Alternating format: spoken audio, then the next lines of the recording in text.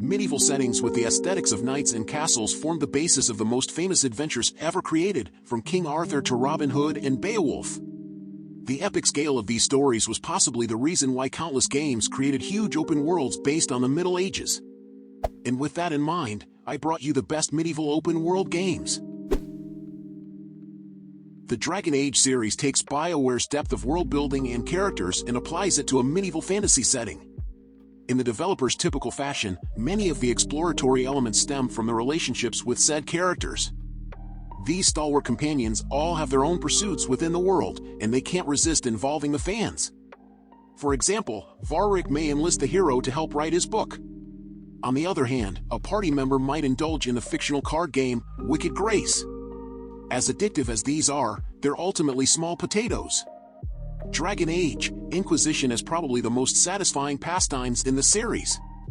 This third entry gives players lordship over a castle. This fortress is the hub for not only side quests and activities, but also a handful of management elements with fatal stakes. The Inquisitor sends operatives on vital missions and decides where to delegate their scarce resources.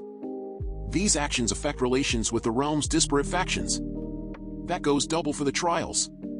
The Inquisitor must also pass judgment on criminals and prisoners of war. Players can cut off offenders' heads, send them into exile, show leniency, or decide some other verdict. Like everything else, this helps or hurts their standing with everyone around, including their allies. More than most sandbox games, Dragon Age emphasizes the consequences of players' decisions. Divinity: Original Sin 2 is hailed by many as one of the greatest CRPGs ever made, and it's easy to see why this is the case. The game is grander in scope than its predecessor in every way, which is a massive achievement in its own right, given just how massive the first Original Sin game really was.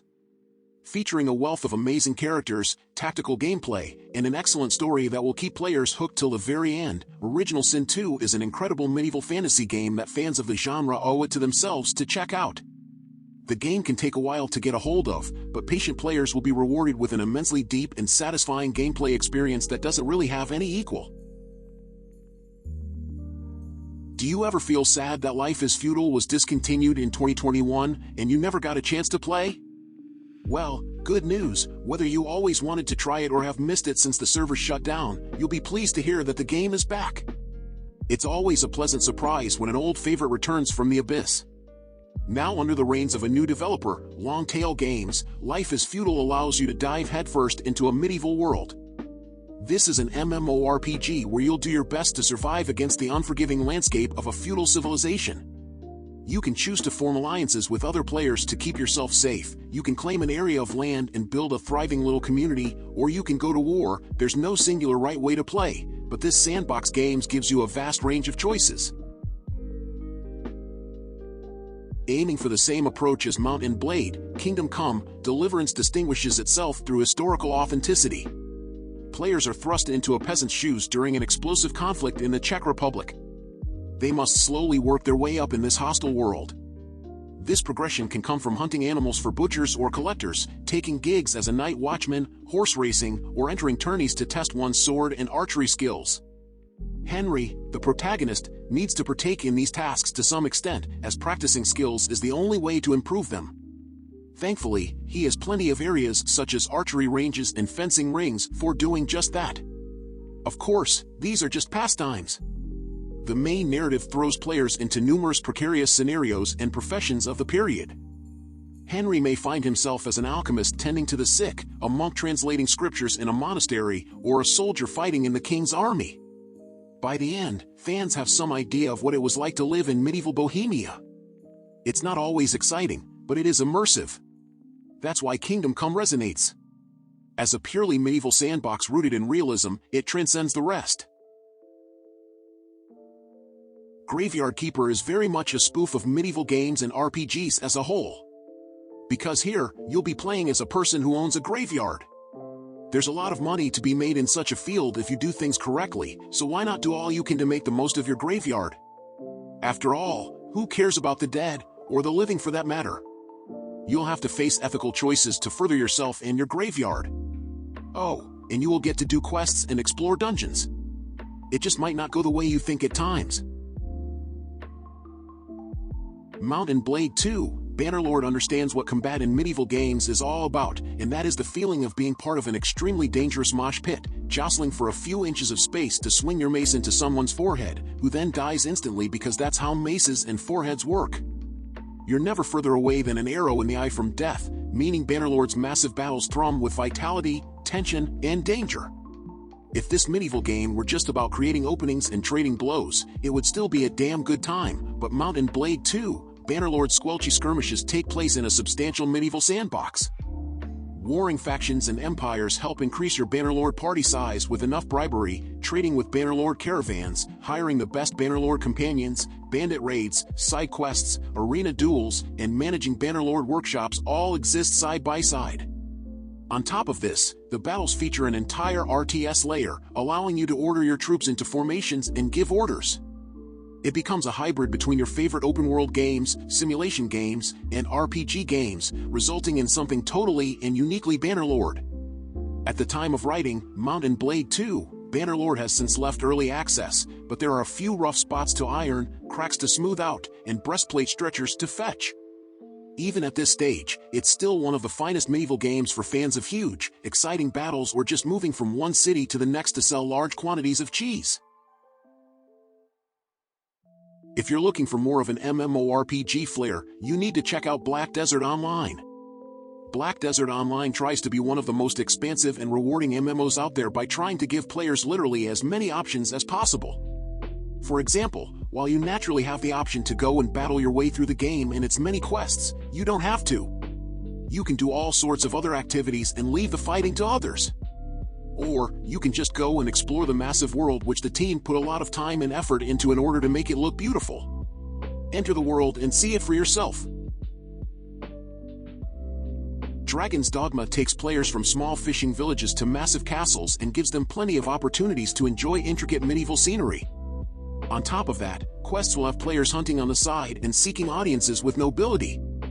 The game also has one of the most memorable dragon characters out there. The game is available for many consoles, such as the PS3, PS4, Nintendo Switch, Xbox One, and Xbox 360. For computer-based players, it is also available for Windows. For those who enjoy MMOs, Dragon's Dogma Online has also existed since 2015. Medieval Dynasty is an open-world adventure RPG that sees you try to survive in the harsh world of the Middle Ages. It's definitely a long journey from being a lowly peasant to becoming the founder of a dynasty, and you'll encounter many obstacles along the way. Being a realistic survival game, knowing how to use your environment to help you survive is essential. From growing your own orchard and creating your own thread and fabric to completing quests, there are many steps to hurdle when it comes to building your own village and establishing your legacy. Okay, so you want a medieval game that is pretty much only about combat? Sure, we can do that for you. Mordhau is a title that'll put you against scores of enemy players in a variety of battle modes that really focuses on the melee combat. For example, you can go into massive skirmishes, or join up with friends to take on its version of the Horde mode. Or, you can play with up to 63 other players for massive warlike battles that are just begging for you to participate in. Plus, it'll be realistic medieval combat. You'll feel like you're really on the battlefield here, and thus have a blast as you fight. While other Sandbox titles add a fantasy flair to their sandbox aspects, Mount & Blade places players in the history books. Specifically, it utilizes the real setting of medieval Colradia. It's obviously less smooth than its contemporaries due to the earlier release, but it sports arguably just as much depth. The main attractions are the battles. Fans engage enemies in the open field or partake in prolonged sieges. Each scenario has several strategies. Commanders can bombard the walls to create breaches, or they can simply break down the front gate. Despite the name, though, warfare isn't the only aspect on offer. Mount & Blade also works as a general life sim. Players manage fiefs or properties. To keep these places afloat, they must barter with merchants or engage in elaborate persuasion mechanics with NPCs. This social gameplay is also the path to getting married and having children. Like in real life, this can be a way to continue one's work beyond one's years. If the player character dies, the children inherit the assets. Not only can this be convenient for staving off a game over, but it potentially lets fans continue their fun in perpetuity. The Baldur's Gate franchise is one of the most respected RPG lines out there, and for good reason. The games constantly bring their best with their RPG stories and combat, and fans know the quality will be there. This time around, with Baldur's Gate 3, it's the team behind Divinity 2 Original Sin who are bringing this game to life. So you can expect another very deep RPG experience from it. You are a character of whom a parasite has been placed in your brain, and as such, new powers are emerging within you. But what will you do with them? Will you use them to do good in the world? Or will you embrace the darkness within and become the evil that everyone fears? Play the game and find out! This open-world sandbox MMORPG plunks you down in a vaguely South European town and, after a cursory explainer tutorial, gives you the freedom to, well, do whatever you want. Though its quests certainly steer you toward a life of violence, you're free to ignore them. Fans of classic MMOs from the late 90s and early aughts, like RuneScape and Ultima Online, will appreciate Gloria Victis' deliberate lack of handholding. It's a game that trusts its players to make their own way in the world, and provides the mechanics and economy to make non-combat professions as viable as killing cutthroats and thugs. Those interested in more than personal achievement can explore the persistent global metagame involving the world's warring nations. Outside of the starter towns, open PvP rules apply, and the more patriotic players can engage in that endless conflict by laying siege to and capturing enemy buildings and strategic sites. While you may not think of The Legend of Zelda as a medieval game, when you really look at it, it's hard to ignore. You are a hero who wields a sword and shield. You're constantly helping / saving a princess and her kingdom. There's an evil wizard usually at the end waiting to fight you, and so on. The Legend of Zelda, Breath of the Wild is easily one of the best versions of this franchise, and definitely the most expansive. You'll travel the land collecting items, taking on mini-dungeons, fighting ancient beasts, and unlocking Link's memories to learn more about the calamity that happened 100 years before. Play the game now so you can be ready for the sequel when it arrives. While this story is original, it is in the setting of Middle-earth from The Hobbit and Lord of the Rings. Due to this, players can get into the game already knowing a lot about the world and its lore. However, players do not have to be die-hard fans to get enjoyment from these titles. The game uses a host of original characters who require little understanding of Middle-earth lore to enjoy, and the characters who are based on deep lore are given simple introductions so that most information can be obtained through cutscenes or context clues. Heading now to the most recent game on this list, Elden Ring is the arguable game of the year, and for some, it really isn't an argument. The title puts you in a medieval realm that comes partially from the mind of George R.R. Martin. Who knows a thing or two about such realms? Your mission is simple, to scour the land and defeat various foes so you can collect and reassemble the Elden Ring. But such a journey will not be easy, and it will not be without pitfalls. You'll need to make your character as strong as possible to fight the enemies ahead. But how you fight them is up to you. Because From Software made Elden Ring open world so you can take on the enemies and lands in any order you wish. The title character may make his living as a monster slayer, but that's far from the only thing on offer in The Witcher 3, Wild Hunt.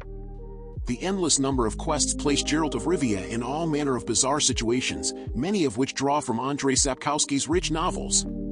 Geralt may smuggle mages out of a witch-burning city, or he might resurrect the ghost of a stillborn baby.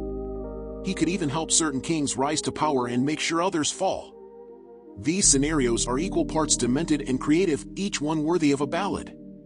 Players can also have fun with less far-reaching activities with lower stakes. These include fist-fighting competitions, horse races, or just getting drunk. The Blood and Wine DLC deepens these elements further by giving Geralt a vineyard. He can kit back, put his weapons and armor on display, and renovate his property to become the envy of the realm. Of course, many of these options are standard for medieval games, but The Witcher 3 has an ace up its sleeve. How appropriate that ace is Gwent. This strategic card game simulates warfare from multiple factions within The Witcher's world. Geralt can customize his deck and test it against seasoned players from across the continent. The citizens even hold high-stakes tournaments with these cards. This minigame takes the whole realm by storm, and it's not hard to see why. Gwent is positively addictive, inviting experimentation in how players position units, manipulate the battlefield to their advantage, and outlast their opponents. It's since spun off into several standalone titles, but it's still among the most involving time sinks in an already engrossing sandbox. With news of the next Assassin's Creed games upcoming, it's time to go back in time and get, or finish, the previous title. Assassin's Creed Valhalla will put you in the role of a Viking who has made landfall in what will be known as the UK. But in this time and place, it's settled upon by many different nations, all of whom you must topple in order to try and make this the new homeland of your people. Travel a massive land and take part in all sorts of battles, including mighty sieges where you'll either defend your own castle or try and capture another. Will you make this the new home of your Viking brethren? For years, The Elder Scrolls has stood as the ultimate fantasy sim in the eyes of gamers. From Daggerfall to Morrowind to Oblivion to Skyrim, each entry has provided an epic journey dripping with freedom. Fans can go anywhere and do anything at any point. There are weapons to master, spells to learn, and treasures to find. In fact, these rewards are often discovered by going off the beaten path. 1 minute, players may encounter an ogre swiping a woman's potatoes. Another, they may stumble on an underground dwarven city filled with hostile automatons. No one knows what's around the next corner, but whatever it is will assuredly catch fans' attention and improve their characters. That's not to say the guided sections are any less engaging. The Elder Scrolls titles have countless quests and professions to shape one's growth.